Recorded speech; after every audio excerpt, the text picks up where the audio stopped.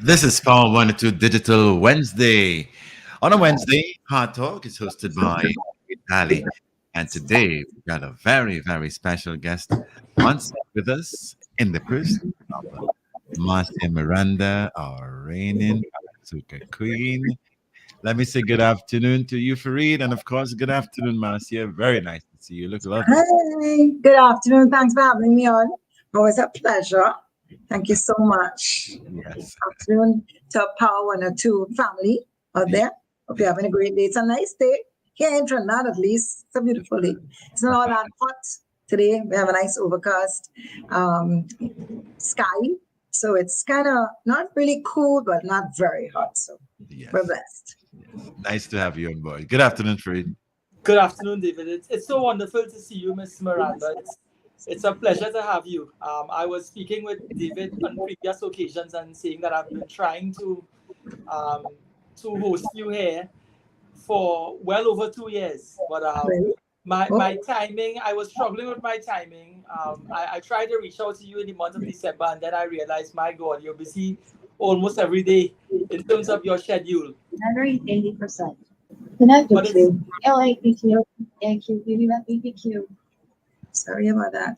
it's been a journey. It's been a journey in terms of getting you here to spend this much time. So And the dance. but thank you so much. It's lovely to have you.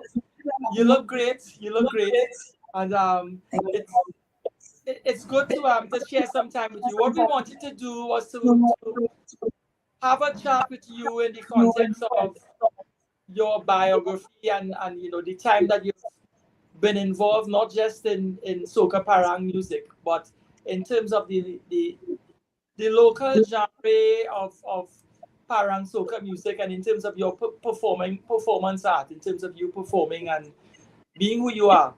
But tell us something. Mhm.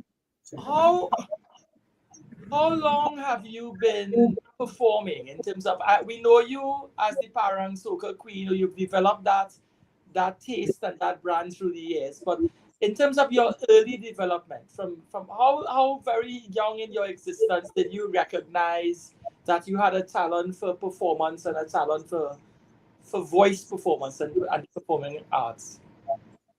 Well, at school, and I went to Bishop's High School in Tobago and St. Joseph Convent in San Fernando. Those are my two high schools. And at school, I would I was in the choirs, both choirs, and I sang at music festivals and accumulated some nice gold medals and silver medals and so on. So I thoroughly enjoyed it. I knew I had a voice. I recognized that I had some kind of a voice. And then once I left school, my father actually owned a nightclub in Tobago. And so I used the opportunity to get on stage and sing whenever I could. So that was actually the beginning of my singing career. I would sing at shows in the club. They would put me on like early on in the show so that I didn't have to stay up that late at nights. And that's where it all began. Scouting for Talent was my next move. I went on Scouting for Talent. I actually came second in the semi-finals to Francis Prime, who actually won the finals eventually. It was kind of hard to beat him. Unfortunately, they put me in that semi-final with him.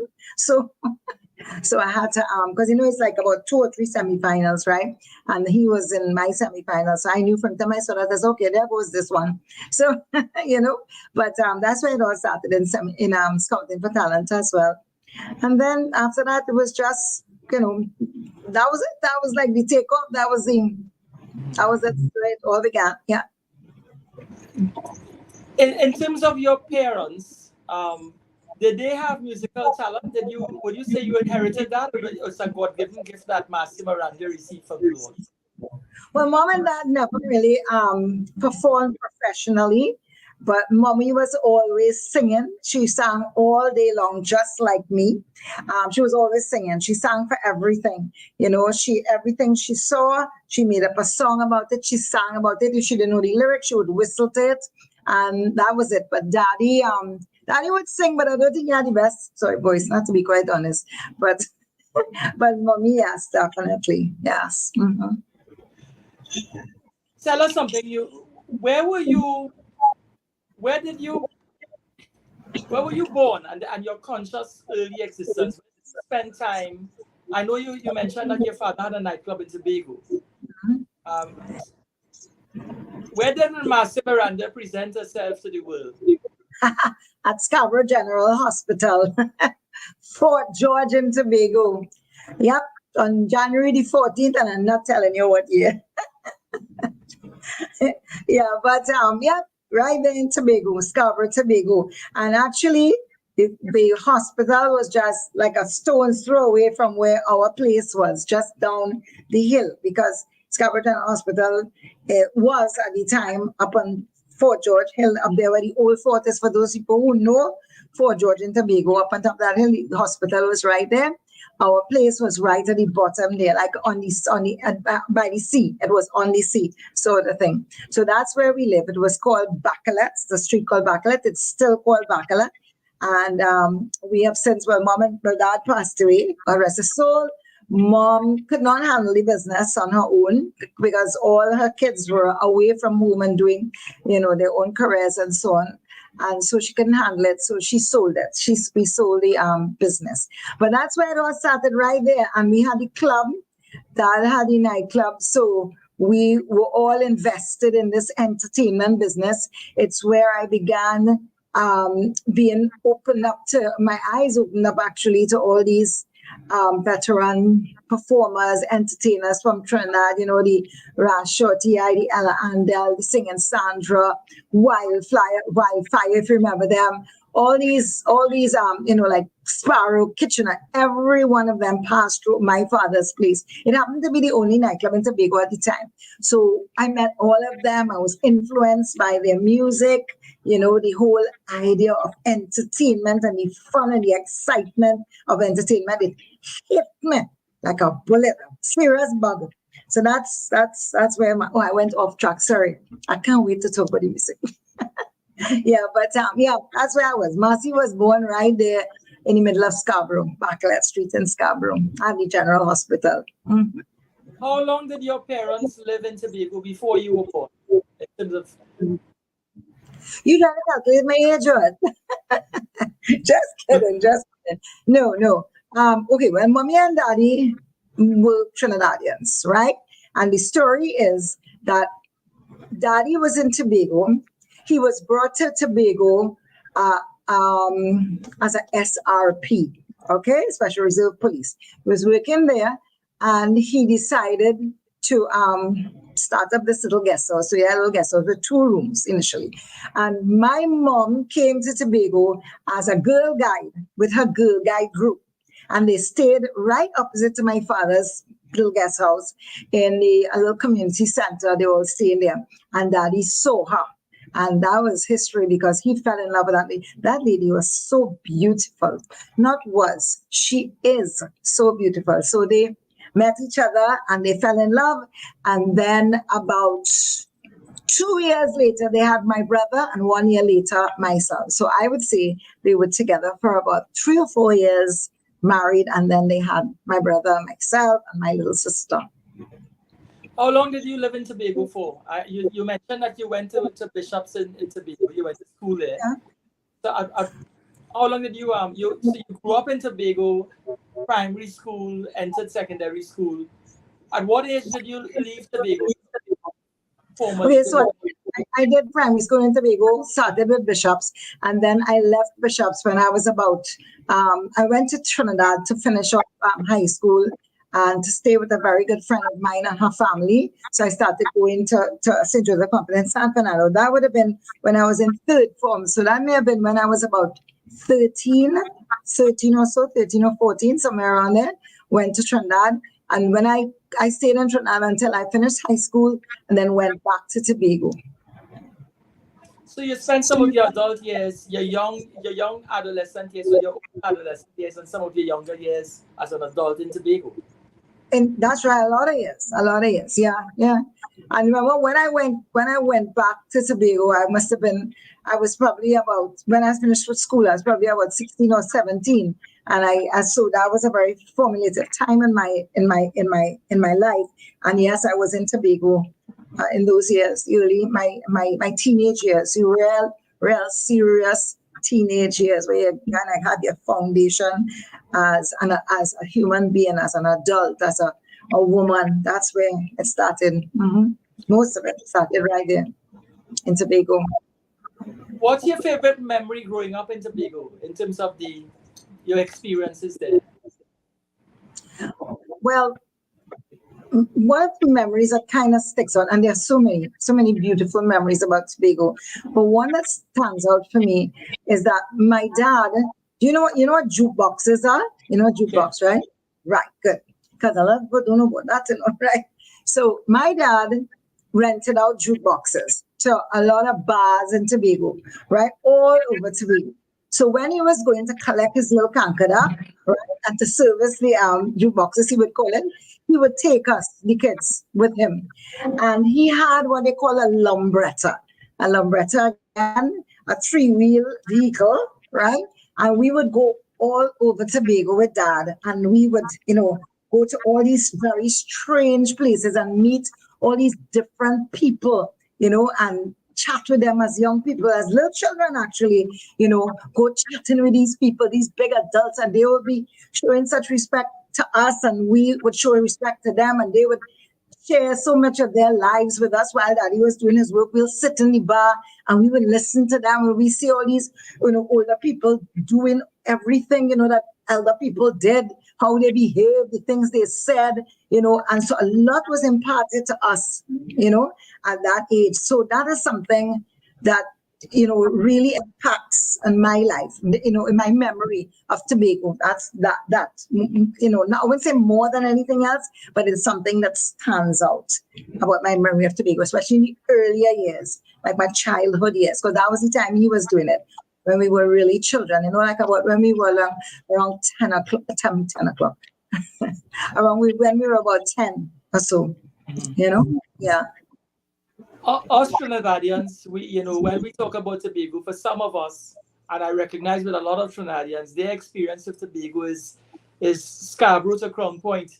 Trinidadians go and spend 3 and 4 days, and they go Pigeon Point, Strawberry, Fort George, and somewhere in between there. When you tell them about Moriah and Mason Hall and Charlottesville and Pirates Bay, it's they say they heard of it, but they haven't been there.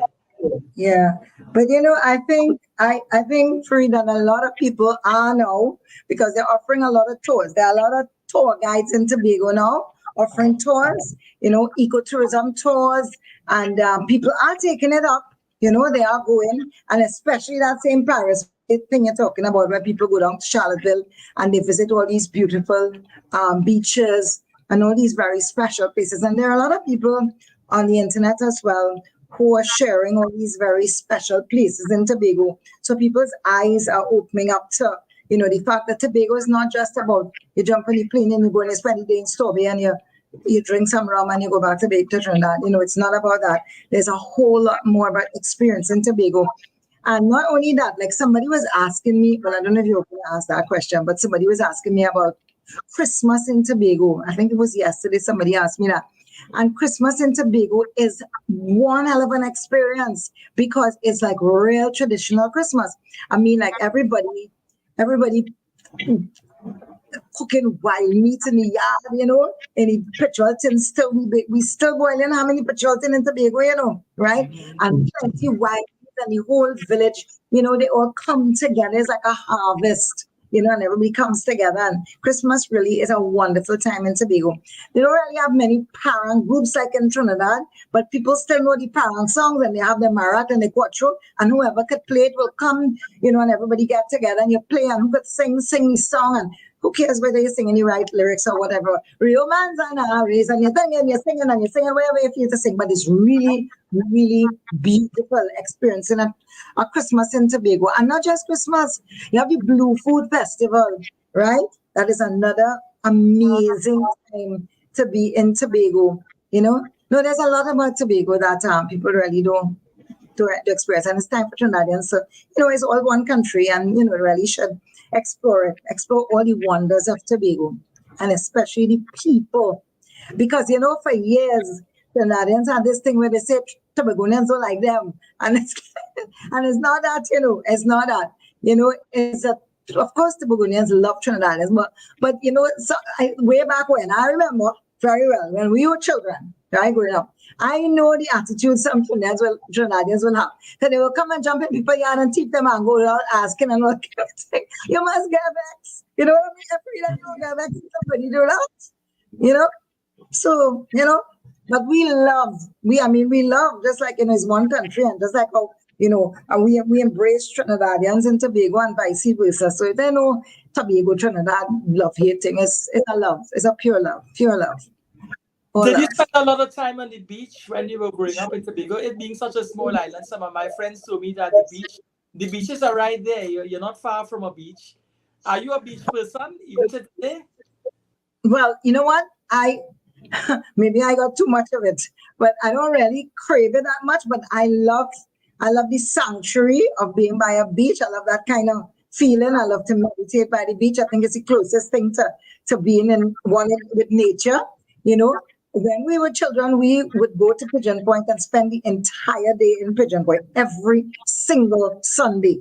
As soon as we finish with church, we in our bath suits and we gone, right? And we ain't coming home till the sun starts to go down. So every Sunday we would do that, right? And as I tell you, we live next to the sea. We have Bacalet Beach right next to us. So whenever we felt like the friends came over and we wanted to go to the beach, we would go there. We could walk to Bacalet Beach, so we would go. I love the sea. Now, here is part that people will get vexed with me about it. Well, I don't know. Anyway, I always say to people, I'm sorry, having grown up in Tobago with Pigeon Point and Stubby, I ain't gonna finish that statement that people will get vexed with me. I know what you mean. Bacalet Beach is the one with the steps, with all those multiple steps. The exercise beach. Yep. That one's up. Yeah, Bacalet Beach. Yeah, next to Bacalet Hotel, I think it is. Yes. But I love the beach. I love the water. I love the sea. I love the serenity of the sea. But when you go to the Bago, boy, starting from what they call Bago Bar, is a bar right to the corner as you hit when you come off the thing. Trinidadians know what it's come off the airport, and as soon as you start heading to Pigeon Point from Bago Bar all the way down there, it's just beautiful, really, really beautiful. And now there's so many water sports companies and stuff like that doing the business in Pigeon Point now, so you could go right around and engage in any kind of water sports. So it's really lovely. It's a lovely time. To visit Tobago, and thankfully it's not that expensive to travel to Tobago. And so people can go there and have a vacation away from home. Trinidadians can have a vacation away from home without having to fork out so much money. So we're really grateful, that we belong to this country, this republic, with these two beautiful islands that have, that are diverse in what they have to offer. Yeah. What about food? What's your favorite food? I would imagine growing up in Tobago, your culinary expressions would have been different from ours in some ways. But what are the things that you like to eat now? When you reflect in your mind's eye growing up, what are the things you would crave for? Okay, so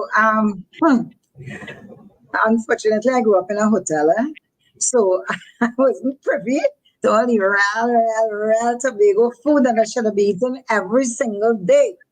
We had a lot of European food because we were a hotel, right?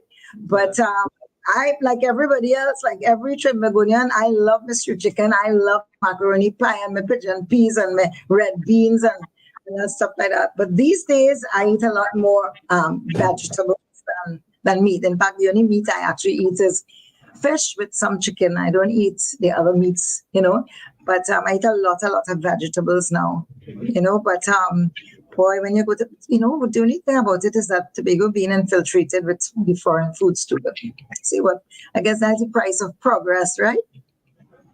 I noticed that. You mentioned you went to Bishop's up to Form 3. What primary school did you go to in Tobago?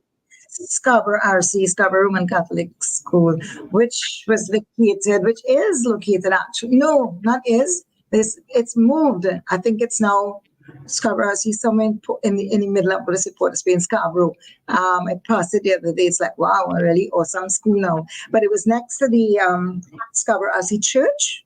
Yeah, that's where I went to school. All my little days, my young baby days were spent there at Scarborough RC. It's some, What sort of mischief you got yourself involved in primary school? You were quiet child. no, I will not will. I will. I am. I'm a good girl. The only thing I would do, I didn't do anything bad. My little sister was a bad one. She'd probably say, "What?" Here, but I know I was quiet. I was very quiet. My brother and my sister were the ones who got in trouble. I was really good. I was a quiet girl. The only thing I did is I would go in and steal a little 5 cents and a 10 cents to buy tamarind bowl, because there was this woman who sold tamarind bowl, between close to our home and school, between home and school, and she had these big tamarind bowls. Oh my God, to die for! They were awesome. So I tried to save up at 25 cents to buy this tamarind bowl every day. So, well, of course, I'm not getting it not getting it from mom and dad as an allowance. So I had to see wherever I could find this money. I'm going all in between the couch. Anyway, daddy would sit, because daddy always seemed to drop money from his pockets. And also, those that, but I didn't do anything bad. And I was a good girl there, Farida. I was a really good girl. I'm a good girl. Growing up, did you have any particular interest in sports? Did you play any particular sports? Okay, so at Bishop's we had a very vibrant sporting community there. So I got involved with like running. I played netball. I did almost everything with my little short self. We had a lot of hiking going on in the school too. I enjoyed the hiking. Those are the kind of things I did. Even, would you believe, even long jump I did. So one thing about Bishop's High School in Tobago, that school always encourages sport and activity and encourages the kids to get involved in sports.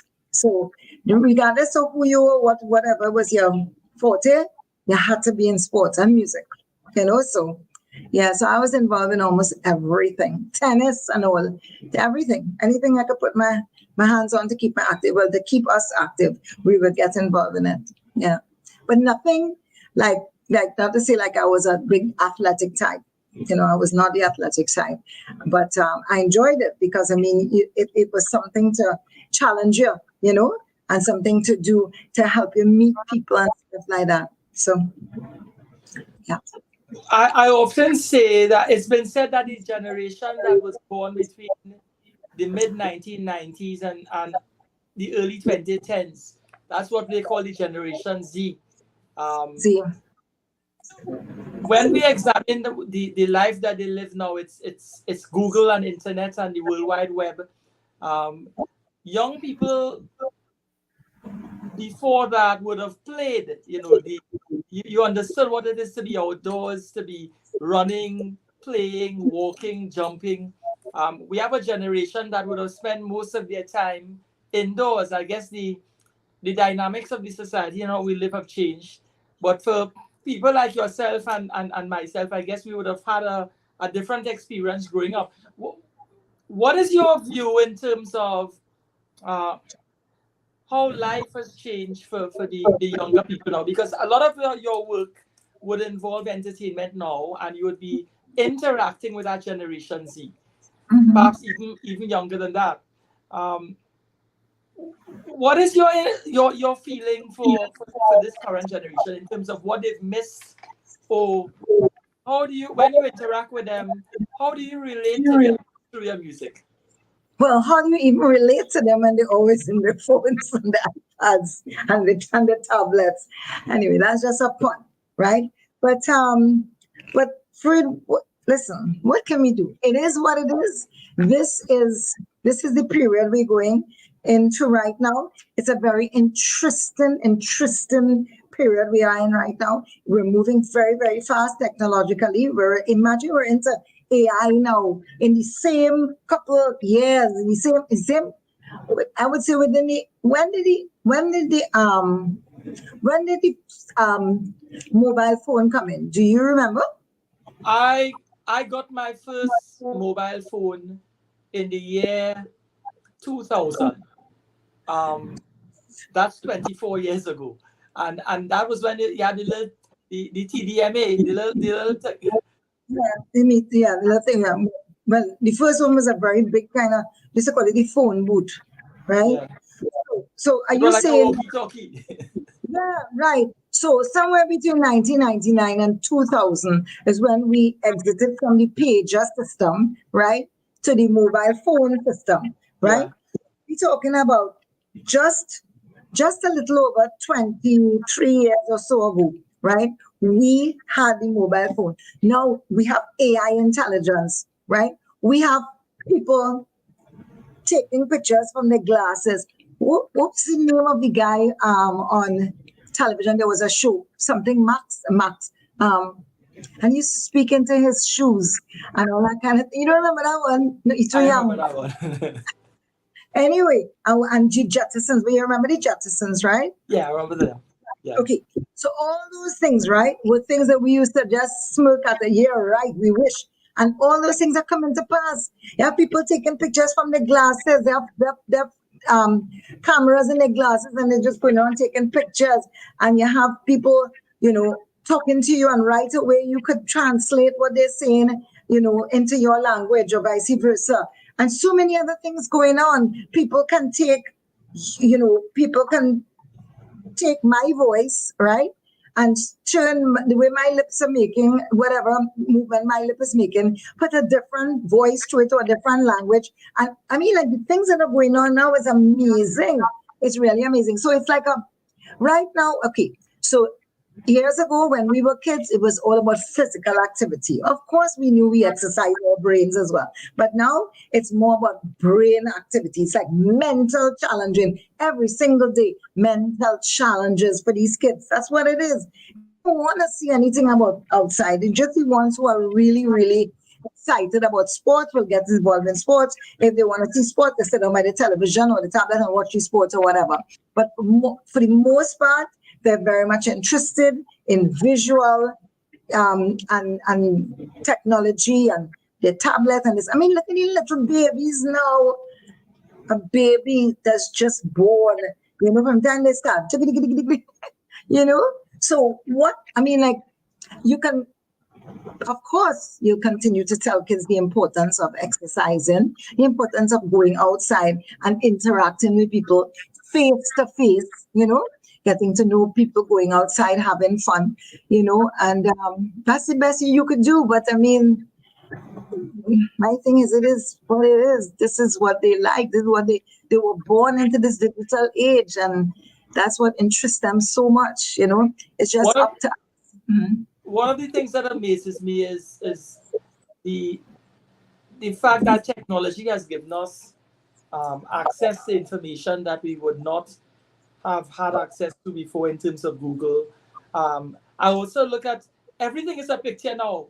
Every child has a camera, and you can take a picture, and a picture of your food, and you put it up on the World Wide Web. You put it up on WhatsApp, Twitter, so on.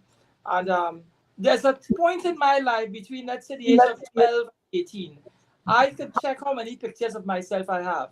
Now the young people growing up, they perhaps take a picture every 15, 20 minutes, a picture going to school, a picture in the morning after lunch. Their whole life is covered in pictures and cameras and videos. The concept of video call, you remember that those days? Well, we'll get into that part of it of your life after, but when your relative leaves Trinidad, you may not see them for another year, see them physically for another year, or see them live for another year until they travel again, or years. Now with video call, you can see a relative every day, spend time with them online. Technology has really brought us to different levels. It's made everything simpler. It's brought the world together. Certainly it has. It has its negative things, its little dangers, but for the most part, it has brought the world together. It's made it easier for people. The point you made there about, like, people having to go away from their kids, at least they could still connect with their kids. The kids could see them. What about people like who have to go away to work for 3 years?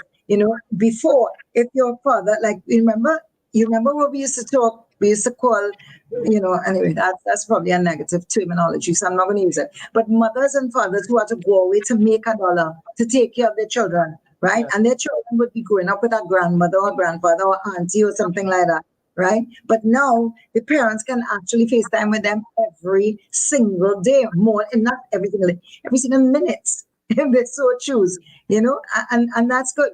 My issue, as you said just now, is what is happening. It's taking away the mindfulness of this generation. In that, I don't know that they're living in the now. I don't know if they're living and enjoying the now, as opposed to wanting to share everything for another moment, for another set of people. I think it's kind of insulting and rude when you're in a room with people and you're engaging with them, and all they're doing is taking pictures to send to somebody else. Those kind of things irk me, and I'm quite sure I'm not the only person like that, right? But that's what it is. Like, you go to a concert now, not everybody, but 95% of the people in the concert, you record in the concert. How could you enjoy the concert if you record in the concert? You will see the concert after on YouTube. Enjoy it live. That's my whole thing. They must have somebody recording the concert. Of course, you pay your money, you're gone in the concert. Why are you doing that to yourself? Enjoy the moment, the euphoria of every moment. But you there with this camera, how could you? I know that's my whole thing. That's my thing with that thing. The thing with taking picture of yourself every minute, that's another story I can never understand either. But Tell us something. When you came to Trinidad and began your continued your education in San Fernando, what was the change like? How did you adjust to leaving Tobago at that age? And you come across to Trinidad and entering, I believe you said Form 3 in San Fernando, St. Joseph Convent. mm-hmm. What was the transition like? How did you cope with that emotionally, mentally? Well, the major difference really with that move was the fact that, well, number one, I was away from home. So I missed my family. That was one thing. And the other was, I was now in an all-girls high school, whereas before we were in what do you call it again? Co-ed. A Co-ed. co-educational school. Yeah, a co-ed school, right? So those are the two major things. But other than that, it was good. It was enjoyable. It was nice. It was interesting, very, very interesting. Both experiences, played a major part in what I have become today, the person I have become today. So. But it wasn't much of a shock to say, that it made a big difference. Just those two things. I had never been in an all-girl high school before, so but I think it was good for me, learning about women, being being in this environment with 100% women, and then probably only two men will be two teachers passing through the school, But it was not much of a major shock to my system. Are there any teachers who would have taught you in St. Joseph Convent that, left an impression on your mind that you reflect on and you smile today after all these years in terms of your journey there?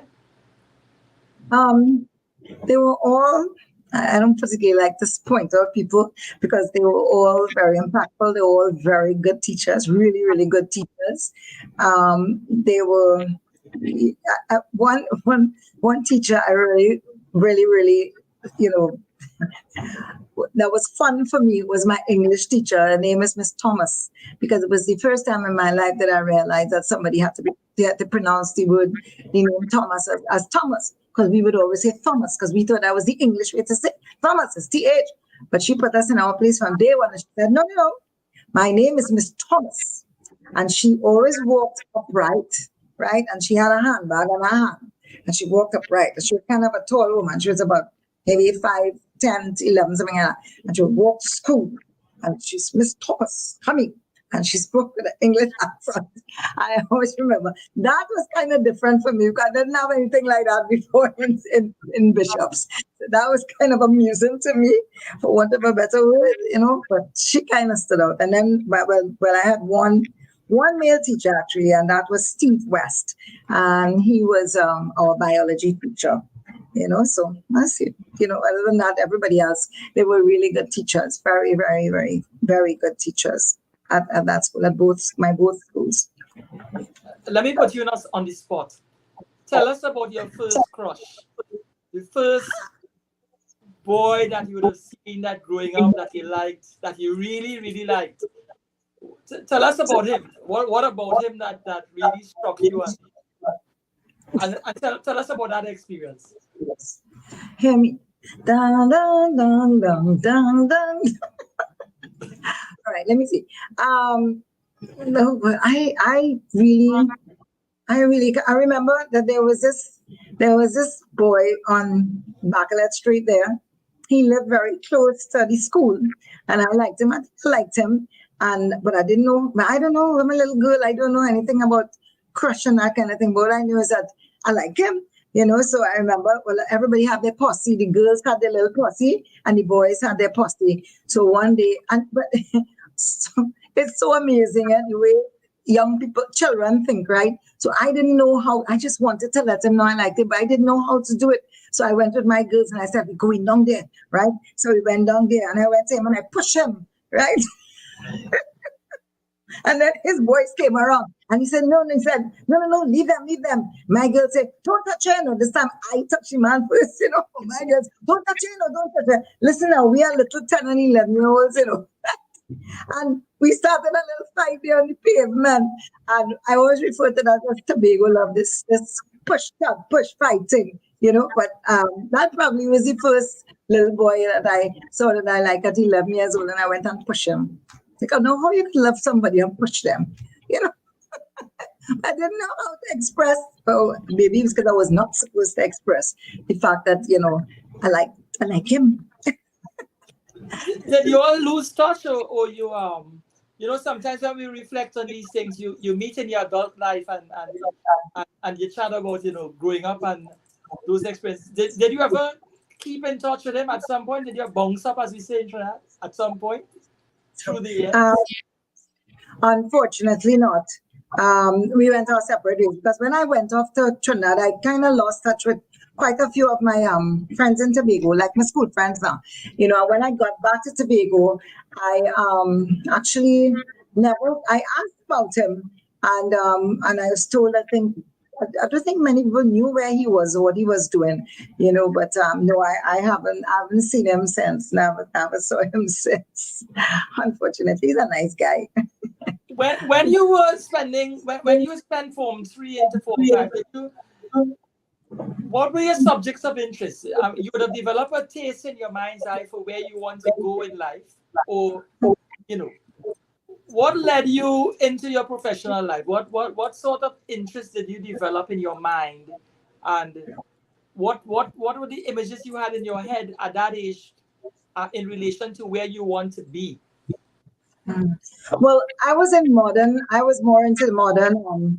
I was not into sciences at all, and not languages either. I mean, although I was pretty all right with Spanish, and I actually learned German and got honors in German. I can't believe it myself.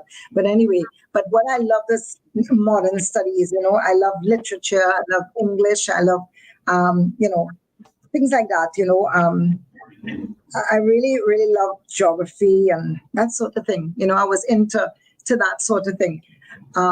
Definitely not sciences. And I always knew that I was a creative. I always knew that I was a creative person. That I kind of tend to lean on the side of arts. So I figured that one day I would have been in the arts. I would have been doing something. When I left school, the first thing I did was teaching. I taught at the school, and I actually really enjoyed it.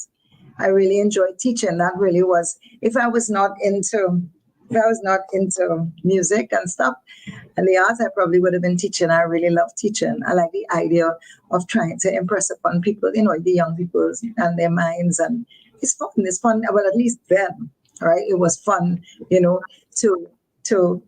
be able to shape the minds of these people. And, young people are really fun, and I enjoy that.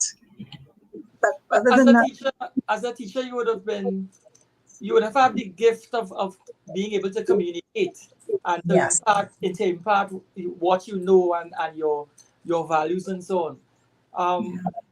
So you in St. Joseph Convent, you began to formulate in your mind that you want to get into teaching, or how did you get into the transition into teaching? Was it something that you worked towards, or it happened with time? No, when I went back to Tobago when I was finished with school, I went back to Tobago and I did A levels in Tobago. And while I was doing A levels in Tobago, that's when I was teaching. So I was doing A levels kind of like part time studies and teaching during the day. The idea behind the teaching thing is that the same school where I was doing my A levels part time studies, the principal said he wanted somebody to teach the school leaving class, right? And I said, well, why not? Let me try, And it worked out beautifully, So it kind of it worked beautifully together with my studies, because it was like it kept me all together, Everything was all cohesive with the teaching the kids and also studying. So that way, you challenge your brain, you're not getting lazy and stuff like that. So that's when it started, yeah, right there and then. How long did you teach for? About 3 years. Okay. Yeah. And then I worked at a bank in Tobago. I worked at a bank, but just for a short while, it probably would have been 8 months. And then I was called to fly with BWIA.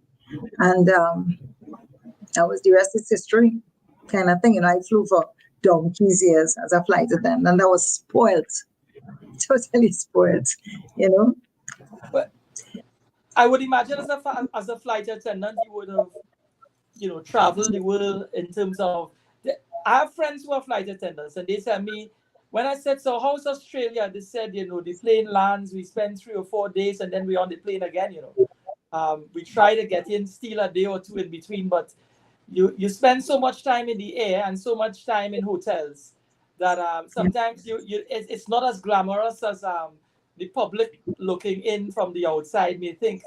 But what was your experience? How long did you work with Dewey? I worked with Dewey for almost 20 years of my life, right? 2 decades of my life. But the thing about it is that, those layovers, some of them are very short because, there are always things that the companies work by, the airlines work by. You have to have a certain amount of rest. So once the airline could afford to not let you stay there too long, they believe me, you will be gone the next 12 hours or whatever. But in the case of BWI, the time I was flying, unfortunately for BWI, we didn't have that many airplanes, right? Aircraft. So therefore, we had to wait for an aircraft to come up from Trinidad for the return flight and so on, right? We didn't have no 2-3 airplanes sitting on JFK on the tarmac waiting to go in the next 12 hours, So we had to wait. And then some of the flights actually we had a Frankfurt flight to Germany that we had a 10-day layover, 10 days in Germany, right? Oh, wow. And then how come my thing is telling me I need to charge? I don't know how come. Anyway, we had a 10-day layover in Germany, and then in Toronto. Give me 1 sec. Let me just put this. Oops. So David, did you ever get the opportunity to interview Miss Miranda? Well, Marcia Miranda is one of my best friends from a artist point of view. I meet her all the time during Carnival, and one of my favorites too. She is the Parang Soca Parang Queen. Don't forget that. I love you. Yes, love you too, my dear. I'm back. Thank you. Yes, I love David. We go a long way back. Him and myself. Oh yes, definitely. So you got to that point where you were telling us you would have these 10-day layoffs in Frankfurt. Yes. So we would have these long 10-day layovers. So what we would do, and also London, in London we would have like a 9-day layover in London. So what we would do, we would use, again, because unfortunately the airline could not have afforded to have planes running up and down to England, right? The fleet was pretty small. So we were lucky in that respect. So we would use those opportunities to jump on the plane and go to Paris and here in Italy. And that's how people were able to, to get to fly around, right? The New York flights and the Miami flights were not so, it wasn't so kind of like open for us to take all that time. New York would be like sometimes, the most we had a New York layover was like 2 days. Anyway, let me tell you, the long and short of it is that when I flew, life was real nice. I know now it's a little difficult for the cruise now because, of course, the fleet is a lot larger. I talk about color, right? Because it's only color I know much about with regards to that, right? But the fleet is larger. They have a whole lot more crews. And so they don't spend that much time. I mean, I don't even think they overnight in Miami anymore. They just go up, down, up, down, up, down. I couldn't take that, no? Sorry. We had a lot of leeway with regards to layovers. And you know what was fun too? Because of that, I think we were happier. I think the crews in those days were happier. Our attitudes were like, I guess we were really grateful for what we were being afforded, So, we could take a lot before you break us. When everybody know BW always used to be breaking down, right? They used to call it bump the way to the airport, all kind of thing. They call it poor airline. That's a walk if able. That's a walk if able. What else again? I don't know what kind of thing this is about the poor airline, Yeah, that's right. There's another one anyway. But the thing about it is that, when people get vexed, the manager of the airline and the CEO and know around, right? So you know who they come in to cuss and get on with, right? Okay. But we were strong, we stood up. We loved the airline. So we stood up for that airline, regardless of whatever was going on. We stood up. We would smile in people's face and we tell them, listen now, let's sit down and line. Come, let me sing a little song now. You think that pilot when I take this plane up there, thing and working out, you crazy? You go by yourself, we instruments, and people loved it. And, so I don't know what it's like now. It's been a while since I've been there, but I know for sure the days that I was flying, it was fun. BWIA flying with BB that was one of the sweetest parts of my life, really. And not just with the flying, I learned so much as a woman. I was exposed to so much as a human being, as a woman, as a Trinidadian, to so many cultures, so many people, so many different foods, I would not have given that up for anything. It was one of the greatest parts of my life, the 20 years I would be. And met awesome people, a lot of awesome people who are still my friends up to today. It was really awesome. In the 20 years that you spent at BW, you would have been still honing your craft and performing. How did you manage to marry both of those things? Work Right. and performance. So that's where the problem started, right? It's okay. Yeah.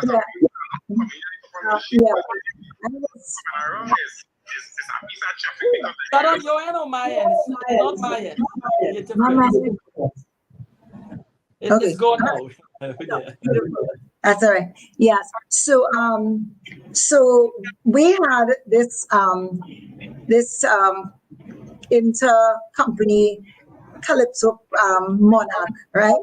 And I decided to enter the Calypso Monarch. The first year I sang this real awesome song, right? And I had a whole flight attendant body behind me. When I tell you, a real cool song, real nice. And the thief man.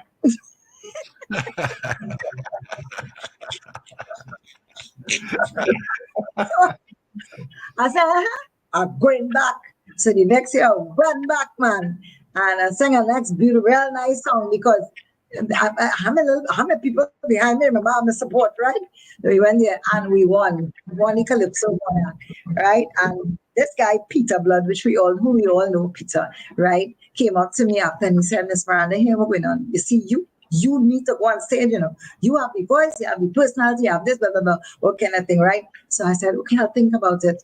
And so I was still flying, of course, still flying. And then I decided to do a song. So Franz de Lamkin did a song for me called Run the Bread. That was my first ever soca parang. So I did that song.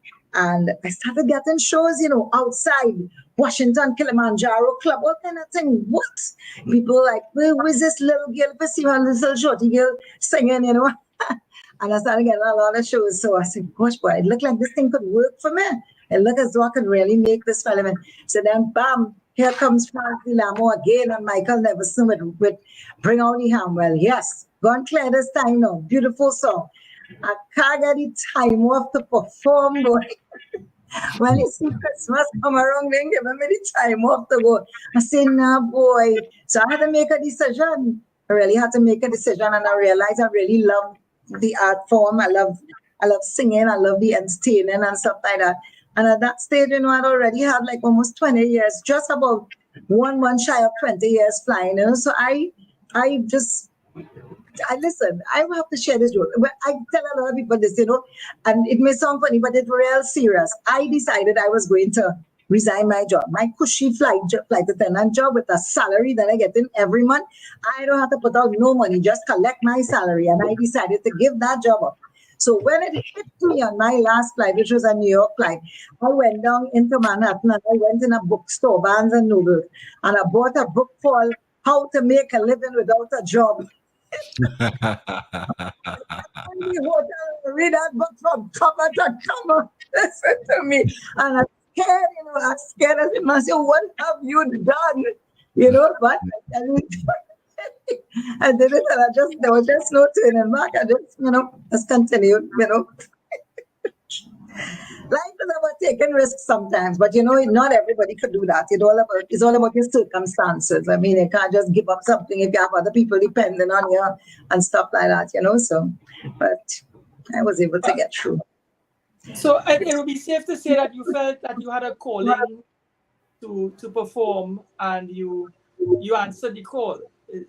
You didn't want to. You look like myself when I taught for a while, but I felt in my heart of hearts that I could teach and that this was for me, but I wanted to do something different. And I didn't want to wake up at a later on in life and say, I should have and I could have. So I would imagine what would have inspired you was not just the fact that you had a talent, but you had an initial taste of what voice performance and the performance arts would have been like, and recognizing the talent that you had and the impact that you were having. It was something that you were willing to explore and take to a different level. And I guess the job at BW, though it was comfortable, and I would imagine financially it would have been, a comfortable salary. You had something else that you wanted to explore, which is that part of you that was that inspiration within you that wanted you to try performing for a living. Yeah. When you finally cut that umbilical cord, when you cut the cord and you're no longer at BW, and you have to actually go out there and do this now. How did that work? Did you get a lot of work? Or did the work dry up when you figure, just when the well is going to overflow? That's when I decided to go down with my bucket, the well empty. Gosh, listen, David and Farid, I was so blessed. I started on my career to boom. I had great management and support. I was singing with Spectacular because I was singing other kind of music, other genres as well. I was singing soca, I was singing chutney, I was singing calypso, all kind of thing, and just going out there and having a lot of fun and learning as much as I could. But you struck a chord there just now that I just wanted to go back on when I decided to give up flying.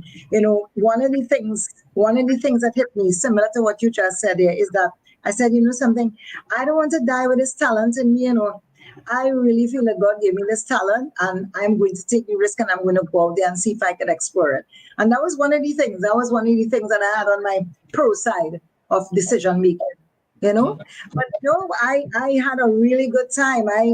I went out there and I was doing shows outside and getting shows here. I was singing Spectacular, then I sang with Review, and everything. I really was blessed. My career really took off very nicely. I really was blessed, honestly. We know you singing Soca Parang, and you've really had a huge impact on us in that area. But you said you were singing Soca and Chutney and so on. What was that? What was that like? What was the reception you got from the Trinity public when you performed Soca and Chutney and different types of? I don't know. Perhaps, which is why I probably ended up comfortably back into my genre of parang soca. You have to go where you feel comfortable, right? I just felt that the festive music of Christmas was more my style. I felt more at home because I used to sing parang, like real parang. When we had Christmas, we had a parang side, and I was one of the lead singers in the parang group, and it was just like where I was at home. So I think that when it came to the other genres, though I went out there and I sang and stuff, I probably did not give as much as I probably should have given. So I went right back home. The Soca Chutney was good too. I entered Soca Chutney Monarch and came second and all kind of thing, man.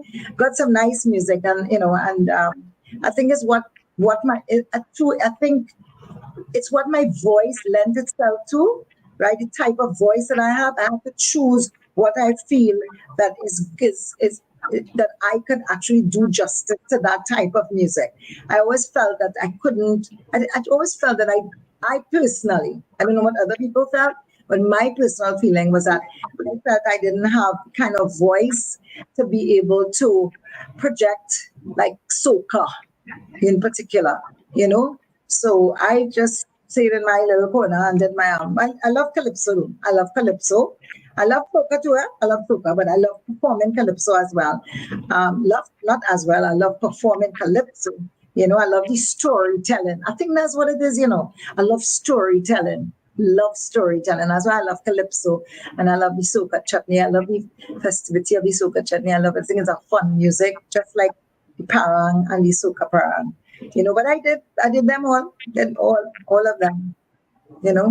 Who were some of the persons that opened doors in the early years in terms of exposure to the industry? Are there any particular persons that stand out in your head who would have pulled you in a corner and said, "Look, Marcia, this is how you should do something, or maybe you should concentrate in this area"?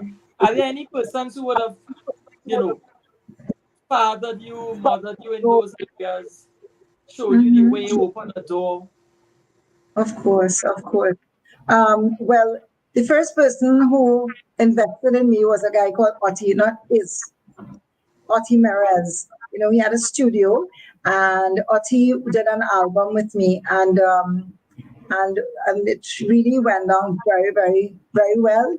He showed me quite a lot about the business. Taught me quite a lot about the business, and he got the music for me and got people to train me and stuff in stage management. There was a guy in New York as well called Straker, God rest his soul as well, who did an album with me and believed in my talent as well. It was good. Gary Dorr, who worked with I think Traffic and Second Image, I believe, I'm not too sure, I think, but I know Traffic for sure. He was another one who kind of helped me along the way with my music, kind of trained me, showed me the movement of the stage, the projection of my voice, how to how to interact with the audience and stuff. So these were some of the people who I worked with and worked with me that helped me to move forward, in my craft. A lot of people, there were a lot of people. It's just that right now I'm trying to think of all of them, but everybody's names are not coming to me, but I can tell you it took a village to raise this child, and I'm grateful to every single one of them. All the names are not coming to me right now, look, really, there were a lot of people who helped me along the way, a lot of people.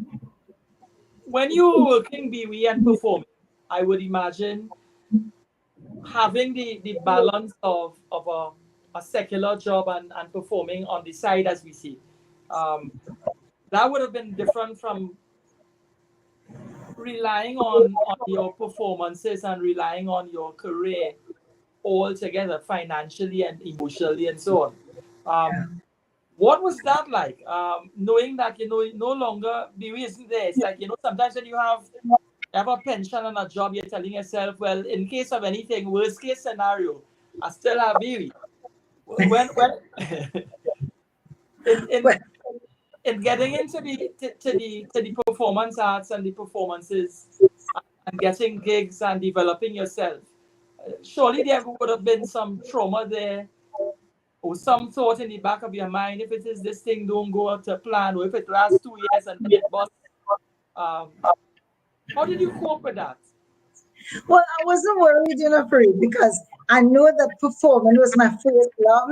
I know that I had made a decision to stop flying to go and perform.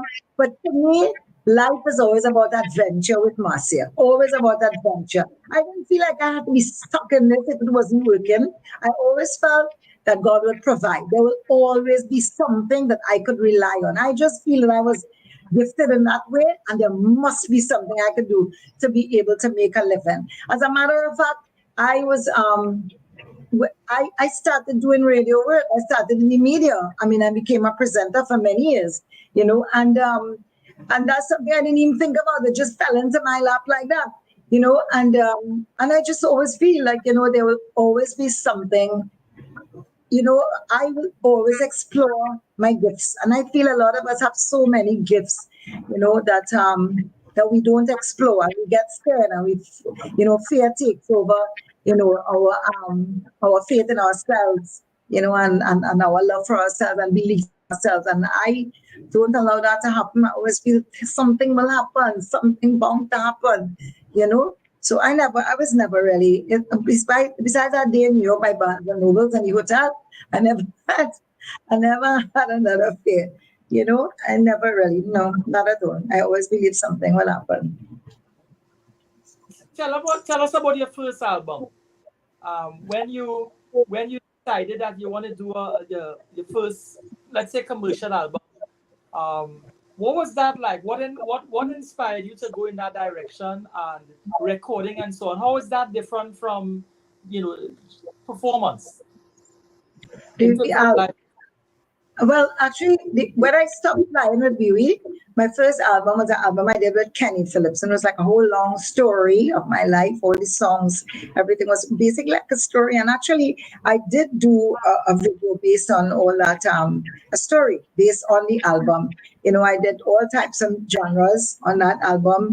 I had a song called, no, that was a different album, Come Fly With Me. But I invested in it, and it was like investing in myself. And I don't think it did that well, but like I said to you before, I didn't give up that easily. If something fails this time, I really go back again at it. There must be a reason why it failed, and you learn from your mistakes. You get your lessons, you put them in your head, right? And you put them in your toolkit, and you move on again. You keep going. You don't stop. You just keep going, So the first album, and it was interesting because I was working with Kenny. It was like Kenny lives in South, and that drive going down to Kenny every day and doing the album and all the different songs on the album. And Kenny was fun to work with. He was a really fun producer, and very helpful, very supportive. And he is still that way up to today with me. We've still remained friends. He's still very supportive, very good with me, helps me in whatever way he can. So we developed a really good relationship from that album, and I learned a lot from the album as well. Quite a lot about music from that album. I recently listened to an interview with Marshall Montano, and he was saying that people may not realize or understand or know what happened with him behind the scenes, but he was referring to the fact that between 1988 and 1990, he said that a lot of his albums still in the attic at home. The albums, people hearing him and they figure, well, he's making money, but he said a lot of the music that he produced and the albums that he had, sales was an issue. People believe you're out there, you're being heard, you're being seen, so it's big money. And he said the albums weren't selling as they would. In fact, he went so far, he said that he bust in the first few years. Bust for about he said for about 10 years, he literally bust money spending and he not making back the money he putting out. What was your experience like in terms of, people measure success in terms of dollars and cents, in terms of, the money you put out, you make it back. Did you? I guess you could be a success in terms of producing music, but in this field that you all are in as performers, did you find yourself making the money that you put out, meaning that you're making profit, even if it's small profit, or did you lose over the years before you started to gain? Okay, so I can relate to Marcia on that because it takes quite a while as a new performer, to be able to get revenue from your product, because people first have to get to know you, they have to like your music, they need to be able to relate to your music and want to have their music in their album, in their libraries and stuff like that. So I relate to that. My first few albums, maybe I don't know many people have it, but you're right. I have a whole load of them there sitting now, right? Not in my attic, as I don't have an attic, but I do have a lot of them there sitting there. But I'm not worried about that because and I never was either, because I believe that all of that was the learning curve. That was the part of learning the business. And you have to invest if you want to make money. You have to invest. Not so you say after they usually say businessmen say you have to spend money to make money, right? So that's what it's all about. I have to invest in myself as a performer, and the only way I could do that is to put something out there, right, and show people this is what I could do, right? They may not accept it the first year or even the second year or the third year, but I'm not gonna stop because I know what I can do, and I know one day you're gonna like me, and one day you're gonna buy my album, and that's what happens. One day eventually they accept you and they enjoy the music. In our business, so the thing is, we make music here, and the music that we make, sure well, now it's kind of turning around now because of the digital success in music, with all the album, with all the platforms, with YouTube and all that, right? But initially, a couple of years back, Fred, all we did was make music to kind of market ourselves, basically, so that you could go out there and get performances. And that is how we made music. That's how we made money. You put out your music there like an advertisement for yourself.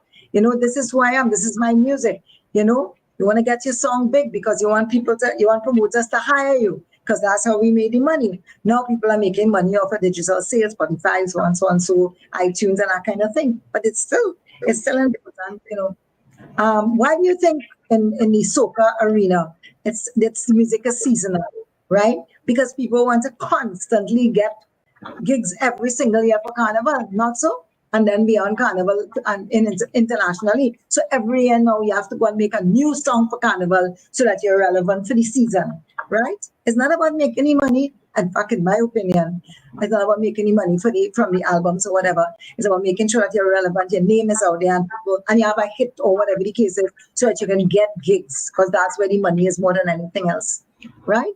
So, so that's, you have to just stick at it. You have to persevere. You have to just be brave, be courageous, be strong.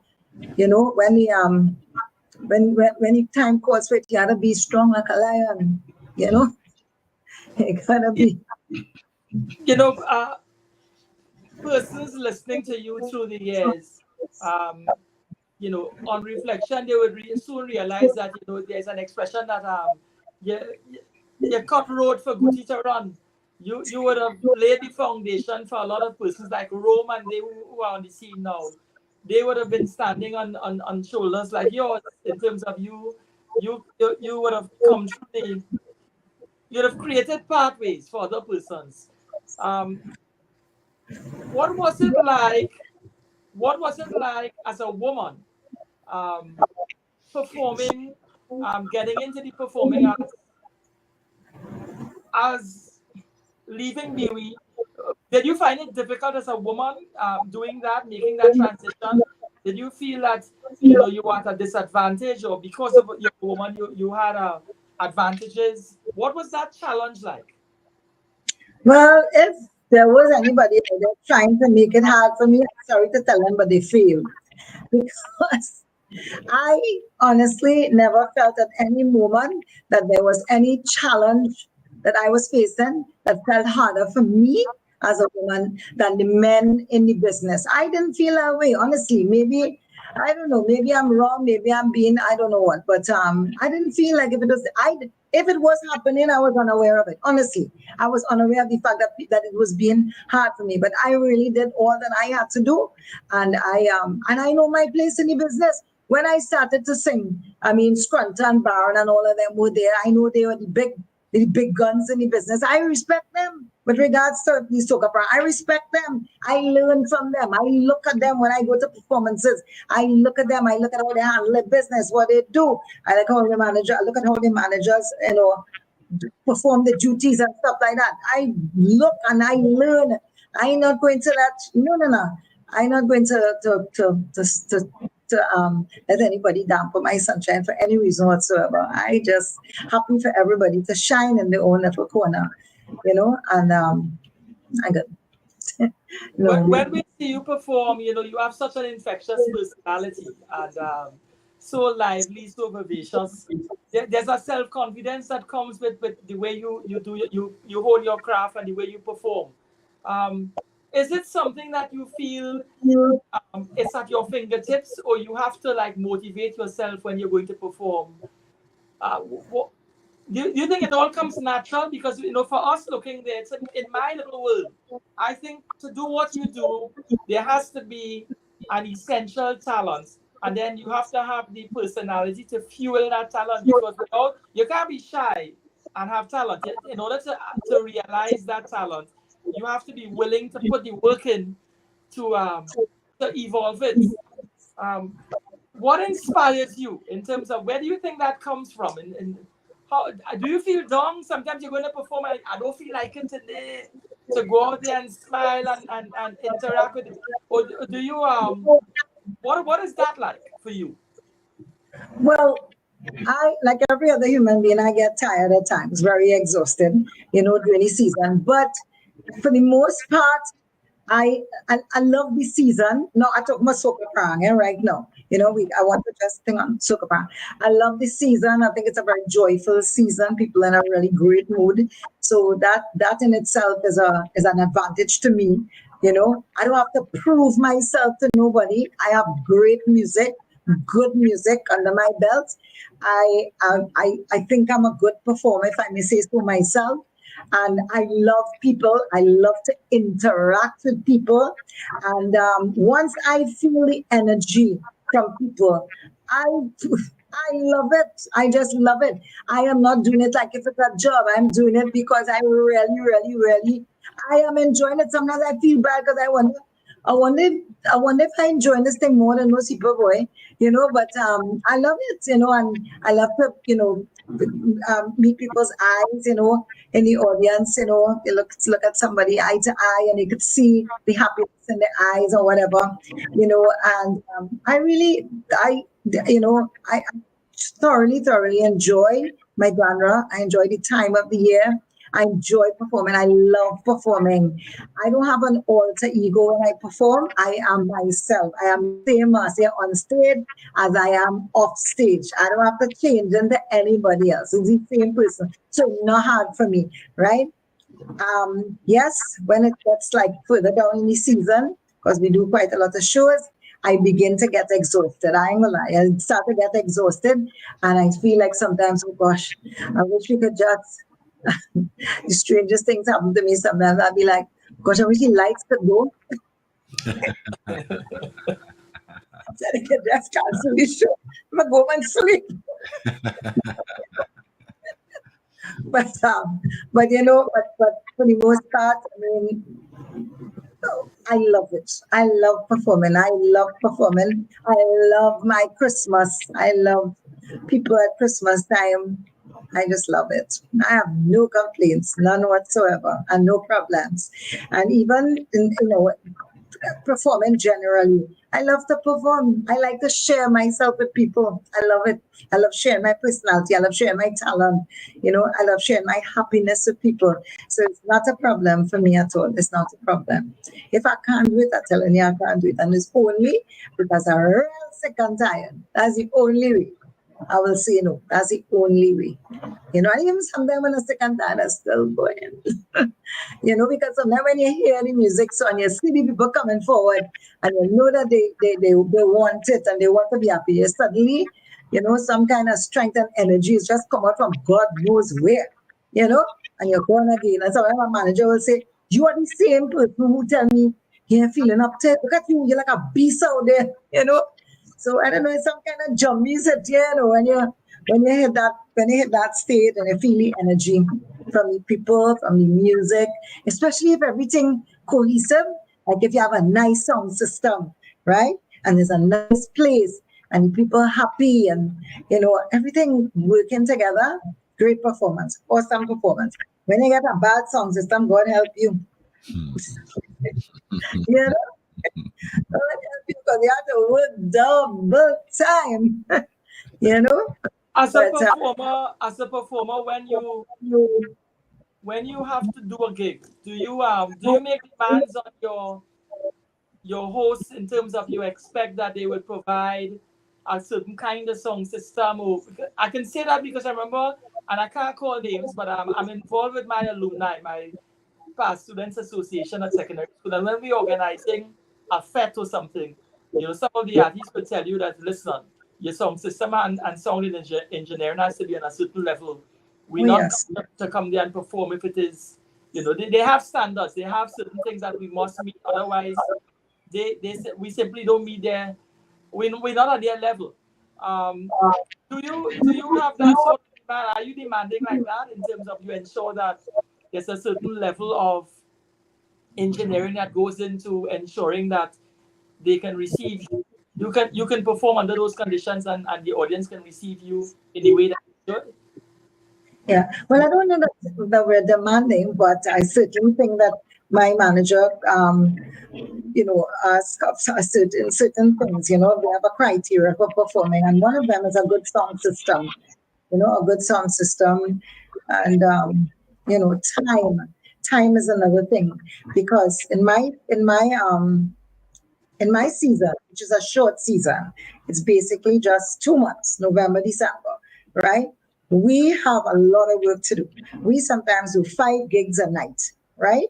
So time, if you tell me, if we agree that I'm to come to your place because we work it out before, my manager will work it out. Okay, we coming to you 7, the other gig is at 8, the other one is at 9, the other one is 10, 11, and we agreed it from day one. When I get to you, right? And you are at my 10 o'clock, can I get to you? And we're on time there. And you telling me, we're not ready, this one had to go on and that one. That is what it is, because it throws us back. It throws us the whole night. You understand? Because the next gig now, they're ready for us, and we're not ready because we still now finishing this other gig. So timing is another thing that my manager is very strict about, her timing. If I say 10, we mean 10, right? And if we can't get in there at 10, well, sorry, we can't make it, So that's it. The sound system and the time that we perform. Those are the serious critical criteria for our thing. We don't make noise and thing about water and food and all that. We have water. Let me come in here before time runs away.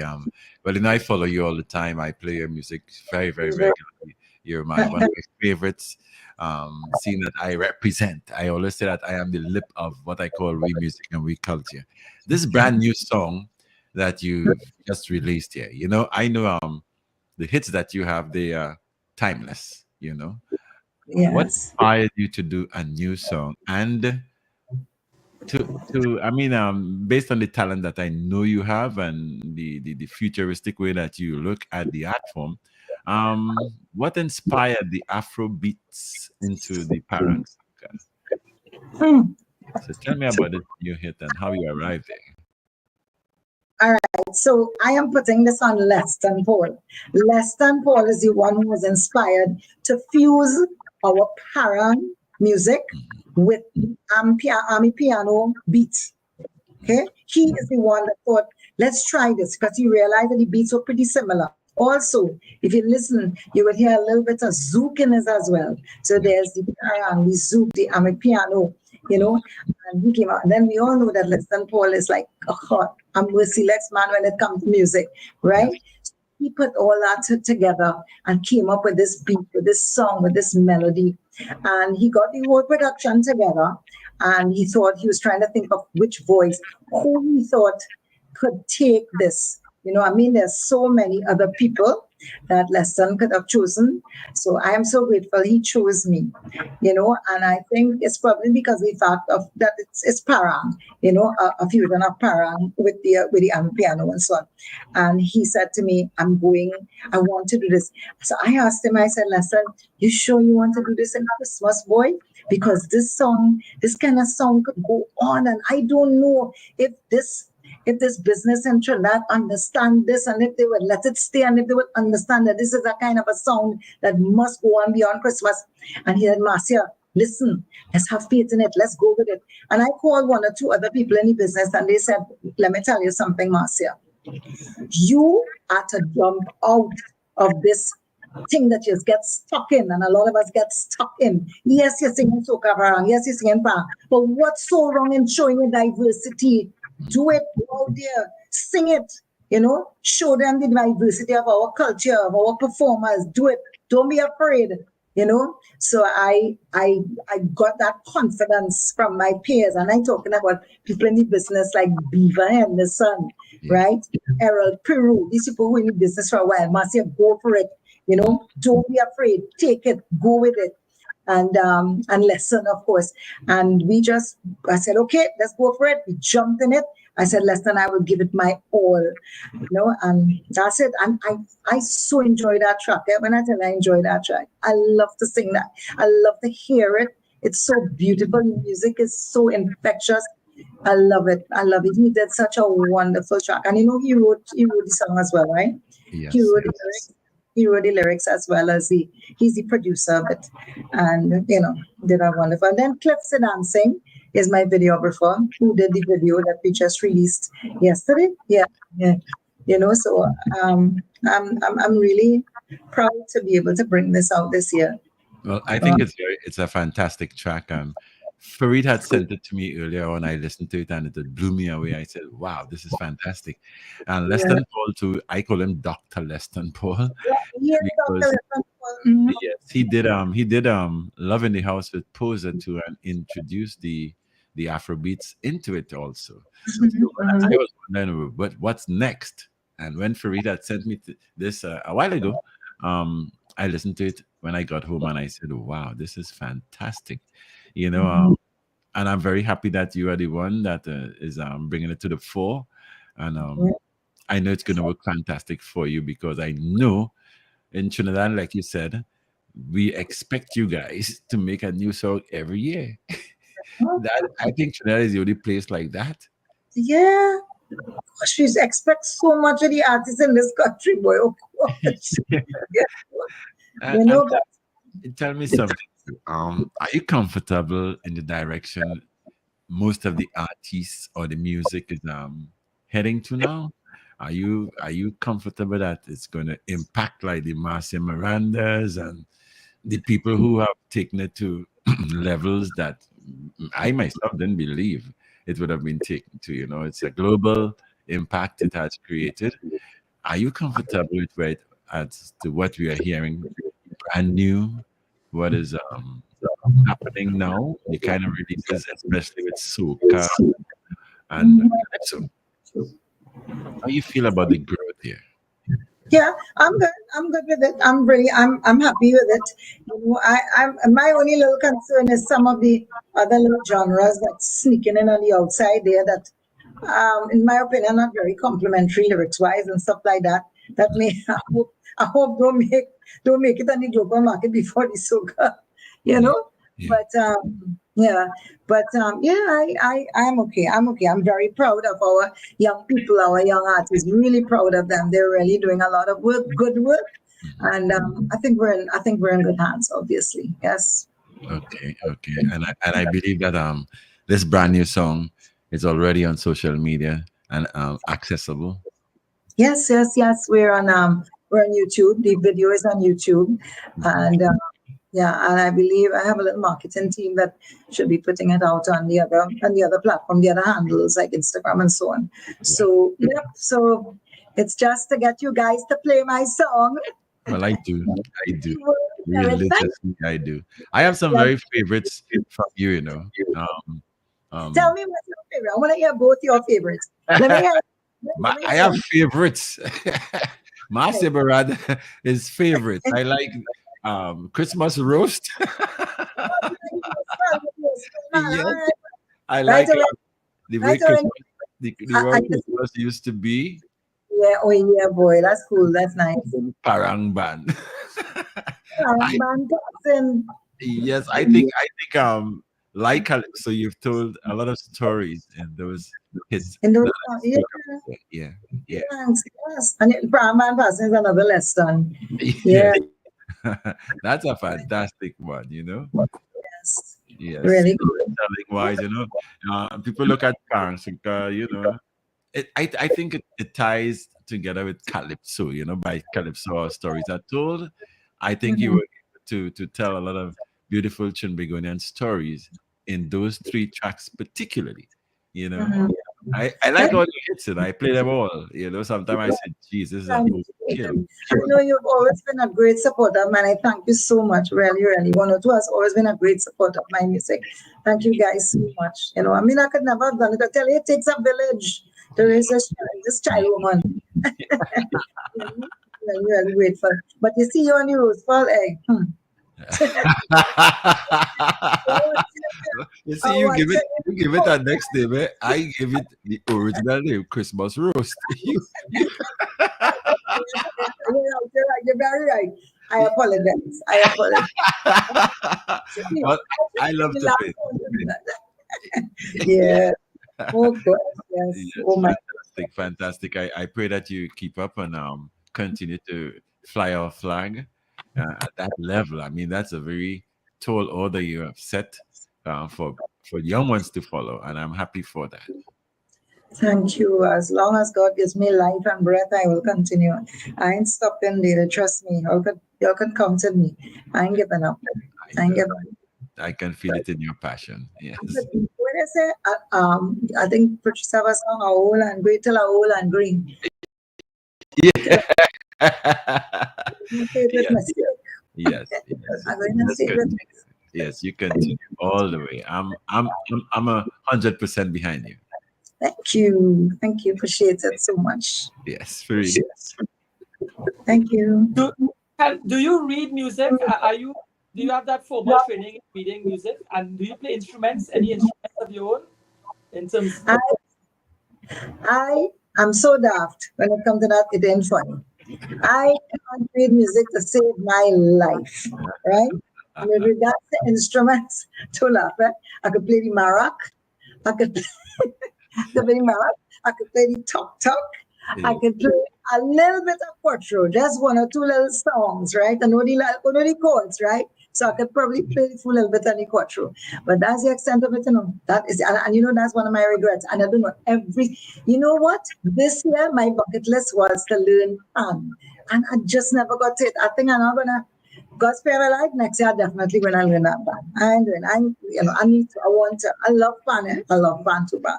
I know But you love it for but real. you did answer the question there. You're a percussionist. Yeah, yeah, you got that right. Very thank you. Thank you, David. Very good. I like Yes. that. I like what you think, David. I like the positivity. I like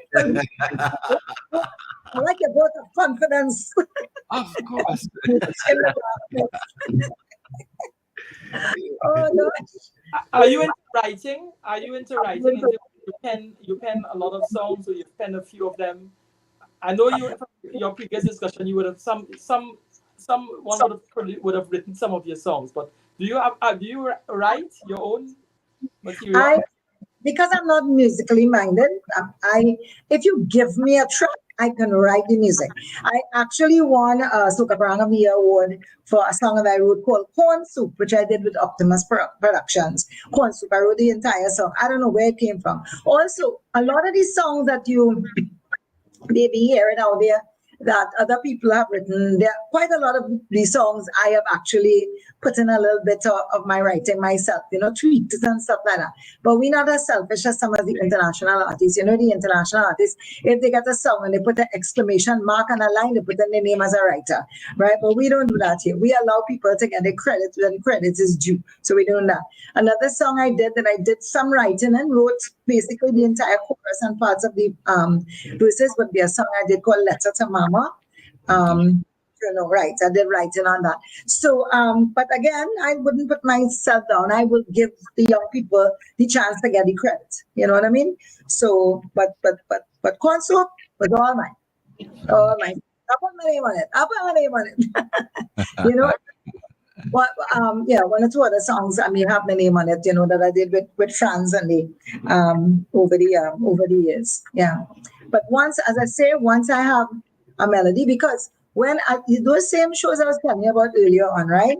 That I did in BWE. I wrote all those songs. I wrote all my calypsos and thing when I was going, we hear them songs. Really? Can know? They're asking.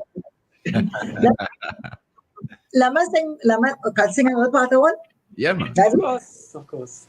No. If a bus, don't laugh, eh? Right? So when one of these songs, I think it have a little curse word in it, so I'll try to leave out that, right? But it went something like this. I just want to warn all them young girls who plan to join BWE. If they really think that it's easy for the fly girls like we, they feel we in school and every week they change the damn rules. The compensation, which is, when I say I forget the word, then the damn rules. Listen, what can I remember the last time? The compensation we take, something we take, that's with you, what can I remember the last, anyway, something we just take for the compensation we get. For the something, I can't remember. Anyway, the chorus was, you think it's easy to fly for BWE for 2 days at Carnival, knowing that your man jumping up in town with another woman. You think that it's soft to fly to New York on Christmas Day, and on New Year's night, you bringing in the year on a London flight, para, papa.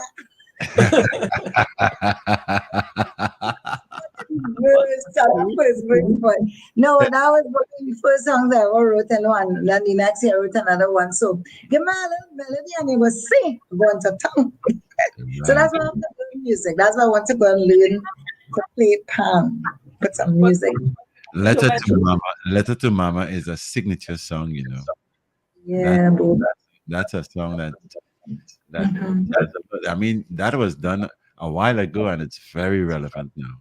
God, I wish it wouldn't be relevant here, but unfortunately for us as a country, it's very relevant, yes. And I'm thinking that next year I'm going to make it visual so that it can be just like how with this video here, the visual was so impactful.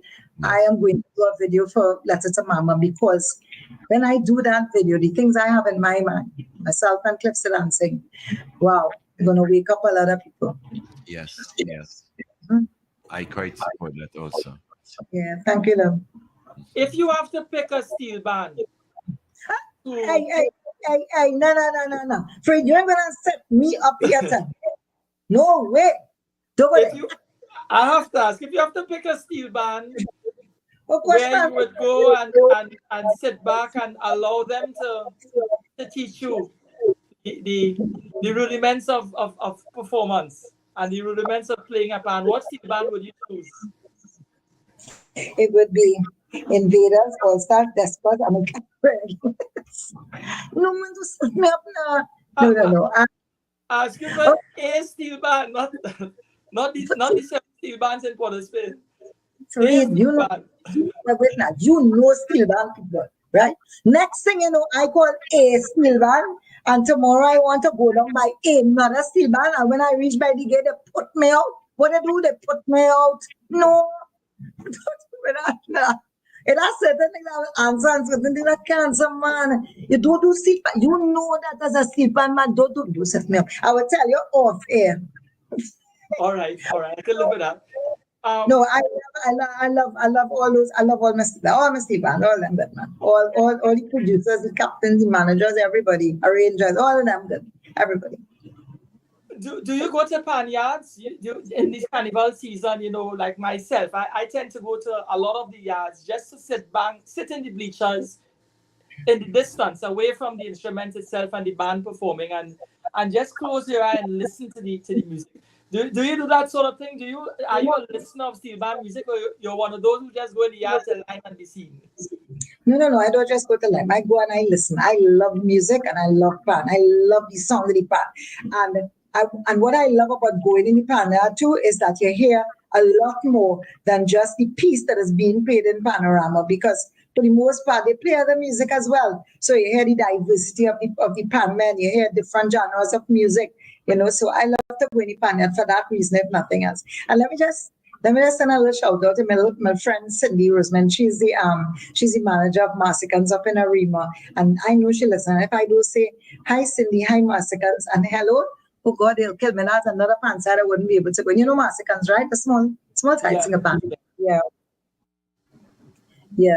So they didn't make it in the last competition, but they're good. They're nice people. Nice, yeah. So, yeah. But I would go. I would go any panyards. I love to go. I love that. They. Mm-hmm.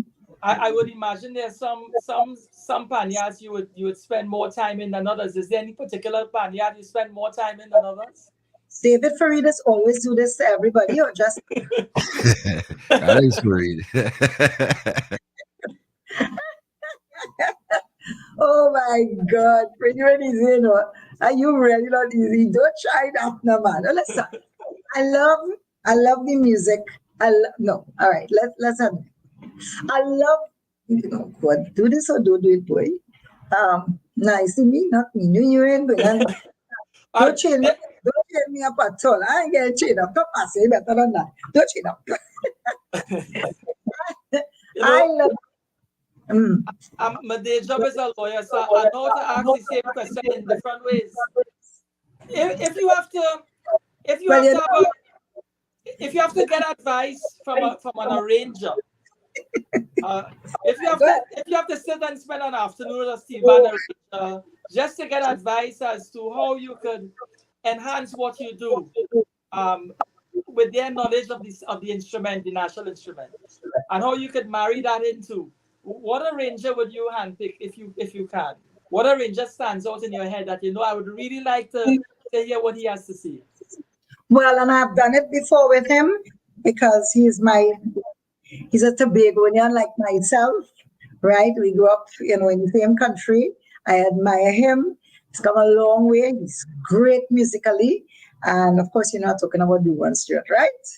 So, yeah, I would sit with Do-One and take advice from him if I had to.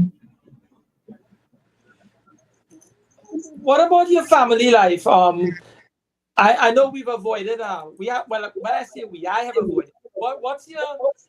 Were you ever married? You have children, or you have nephews and nieces that you're close to? What's your family life like in terms of your circle of relatives? I am not married. I'm unmarried. I'm a professional engagee. No, I'm not married, but I have I'm very close to my family, very close to my sister, my little sister, and my brother is married. He has kids of his own, and so I have nephews and stuff, and I have a lot of cousins and stuff in Tobago and here.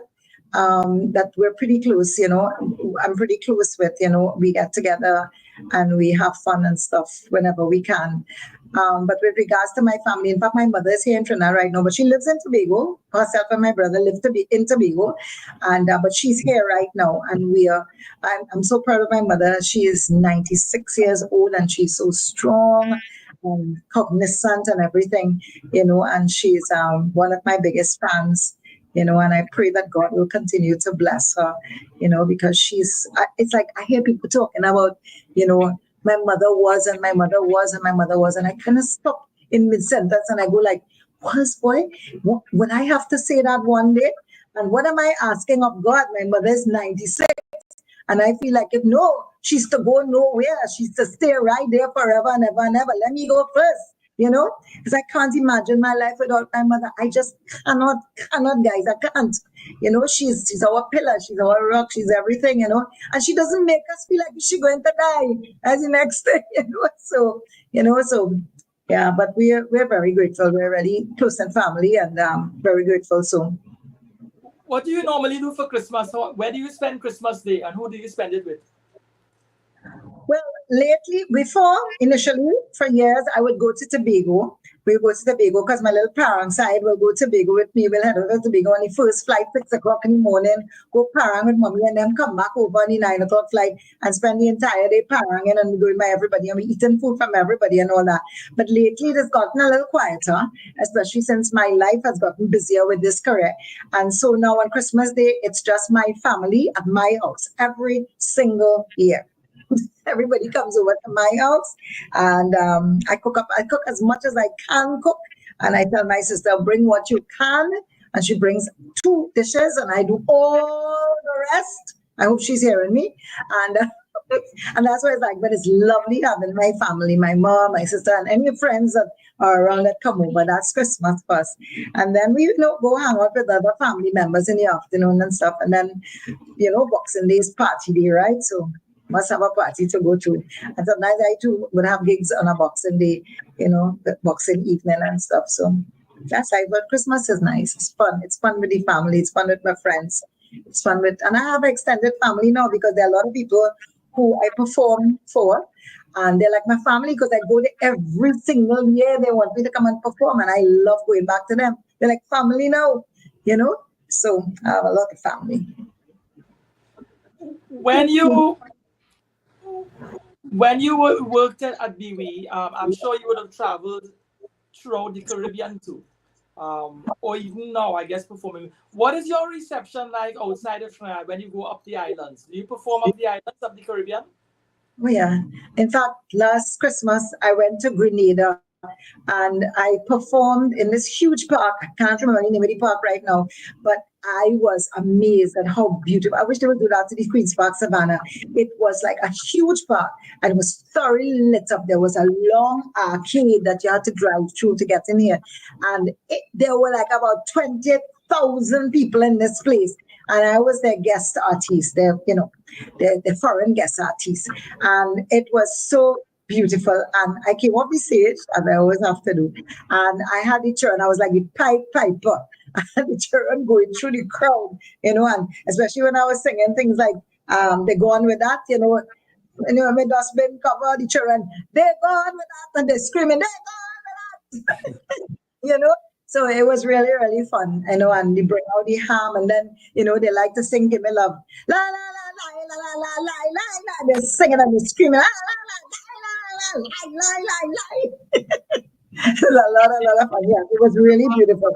I was really amazed at, how the kids actually knew all my songs. I mean, I was like, yeah, I didn't even know, but they were all singing these songs and going with me and singing with me. And oh, what an amazing thing it was. Yeah. I hadn't been out for a little while anywhere, yeah. But we're going to Barbados this year. So, so I'm going to get that Barbados experience this year with regards to the Caribbean. Edwin Young, also called Crazy, and singing Francine would have been some of the pioneers of this genre of music. Did you ever get an opportunity through the years to perform with them? I know Francine has now passed, but did you at any point get that share a stage with them or spend time with them? A long time ago, I did perform. Well, of course, with Crazy many times. I performed with Crazy many, many times. We perform everywhere together. But with Francine, because she lived abroad, I think I performed with her once in New York. I performed with her. But I had the privilege of doing a cover of her song. About 3 or 4 years ago, I did a cover of her song, one of her songs. It's kind of remember it? I Maria. No, not that one. I can't remember it right now. What is that? That's one that goes. Hooray. Was it Hooray? No, it's not that one. That one. I can't remember. Guys, forgive me. I'm truly That's sorry. okay. When we run out of time, let me say hi to Bisnath Prasad, an avid bona fide religious listener to Power 102, and also Leah Payne Figaro. That rings a bell to you? Oh my God. Listen, I love that girl. Yeah. Leah, I love you. That girl is, will tell you. Oh my God. I want to get a Trinity Cross for that girl. That girl is the most beautiful supporter. She's a firefighter, right? She is an amazing friend and a supporter. She supports all people, all her entertainers. Listen, that girl, I remember I was singing in I think in Estate 1 when I was doing a show. And there was another show that I think Bigfoot was having a show in Naparima, right? In Naparima Bowl. And when I looked down the audience, I saw Leah. I said, how come you here? I thought you were Bigfoot. Hey, Hannah, girl, I went my phone at first and I fly up here to be with you. And that's the kind of person she is. When I tell you I love you, girl, that girl is one great supporter, beautiful girl. Thank you, Leah. I love you. She's so sweet. You know, I put up this thing on Facebook about being on the show, but I know I'll put it up later, right? And of all people, Leah, something else. She saw it, you know. She's a real sweetheart boy. That girl is something else. She said, Marcia, I am logged on. Thanks for the invite. You're We want welcome. to thank you. We want to thank you for spending the afternoon with us. I'm hoping that we can do this again sometime. I know there are other aspects of your life experience that we haven't gotten into, but this initial show was important for me. I grew up listening to your music. I grew with you as you were performing. I mean, you wouldn't know me, but it's a real privilege to share this moment. And it's on YouTube, so those of your friends who would not have heard it live could tune in at another time. Right. It's really good to spend this time with you and sharing some moments. Yeah. Let me just shout out to my other friends who are listening. Karen Janet, she's in Washington, DC, right? She's listening to us. And my friend Patricia Reddy, Toby, and she said, when I said I was a good girl, she said, yes, say it again. I was a good girl, a really good girl. And she's being sarcastic, right? But yes, I just want to shout out those two guys, you know, and somebody else again. Yeah. And Ashley Johnson, she's in Canada. And Ishinima, she's also listening. My cousin Cedric in Tobago, my manager, of course, is listening. Audrey and Miss Hattie Sargent is also listening. So thanks, guys. Thanks so much for your support. Love you guys. Thank you for tuning in. Same here. We look forward to another occasion. We'll chat off air and so the listening public will invite Miss Marcia Miranda again to spend another afternoon with us at her convenience when the season is not as hectic and when she has more time. You look lovely. Thank you for your time and thank you for your warmth. Thank you. Thank you so much, Farid and David. I love you guys. Thank you so much. Take care of yourselves. Huh? Be safe. And thank you for this opportunity and this platform to be able to share myself. Crazy. Do push that new song. Back it up. Well, yeah, I will. You do too. I will. I will. I guarantee you that. You will. Thank you, babes. All right. May God continue to bless you. Hi, everybody, TNT and everywhere else in the world listening. Love you guys. Take care of yourselves. All right.